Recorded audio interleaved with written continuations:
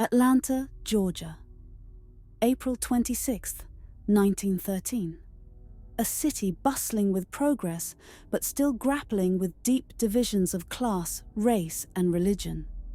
At the heart of this city was the National Pencil Company, where many young girls labored under harsh conditions. One of them was Mary Phagan, a 13-year-old girl whose life ended in unimaginable tragedy. Today, we're diving into one of the most chilling and controversial cases in American history. The murder of Mary Phagan and the storm of events that followed. It's a case of justice questioned, prejudice exposed, and lives shattered.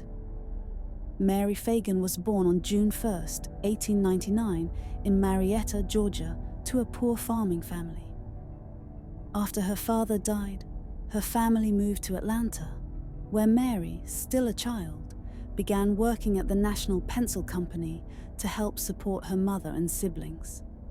Known as the Little Mary, she was described as kind, cheerful, and hard-working. Mary earned only $1.20 a week, working at the pencil factory. She worked 55 hours a week, a reflection of the harsh labor conditions of the time. On April the 26th, Mary walked to the factory to collect her pay for the week. It was Confederate Memorial Day, and most of the city was celebrating. Tragically, Mary would never return home. That night, Newt Lee, the factory's night watchman, was making his rounds when he stumbled upon a horrifying sight.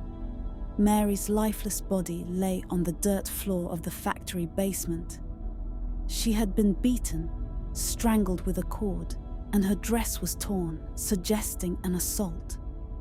Blood splatters were found near the elevator shaft.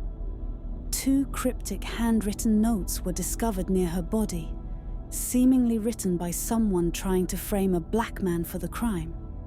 The discovery sent shockwaves through Atlanta, and the hunt for Mary's killer began immediately. Police first turned their attention to Newt Lee, but after hours of questioning, his alibi held strong.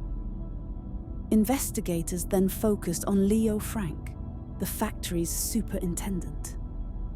Frank was the last person to see Mary alive when she came to collect her paycheck. Although he denied any involvement, the police grew suspicious of his nervous demeanor during questioning. But the case took a dramatic twist when Jim Conley, the factory janitor, came forward. Conley claimed he had helped Leo Frank move Mary's body to the basement after Frank confessed to killing her. Conley's testimony was detailed, shocking, and damning. Conley admitted to writing the notes found near Mary's body. Despite his criminal record and inconsistent statements, Conley became the prosecution's star witness. By the time Leo Frank went to trial in July 1913, the case had become a media circus. Crowds gathered outside the courthouse daily, and newspapers printed sensational headlines that fueled anti-Semitic and anti-black sentiments. Frank's defense argued that Jim Conley was the true murderer, pointing out inconsistencies in his testimony. They highlighted Frank's clean record and lack of motive. But the prosecution painted a picture of Frank as a predatory employer who exploited young girls in his factory. The trial lasted 29 days. Conley's testimony described in vivid detail how Frank allegedly orchestrated the crime. In the end, the jury took just 2 hours to find Leo Frank guilty, sentencing him to death by hanging.